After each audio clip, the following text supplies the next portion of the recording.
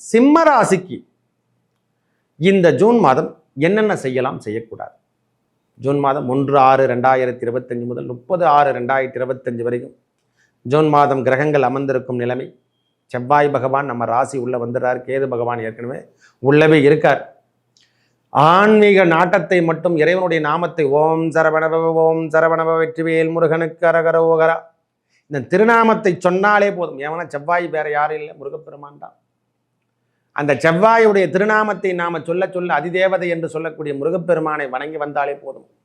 உங்கள் வாழ்வாதாரத்தில் ஏற்பட்டு வந்த பிரச்சனையான விஷயங்கள், கணவன் மனைவி உறவில் பிரச்சனை, வேலையில பிரச்சனை, இந்த அஷ்டமத்து தனியின் தாக்கமெல்லாம் விடுபட்டு வெளியே வரணும். முருகனுடைய திருநாமத்தை சொல்லணும்.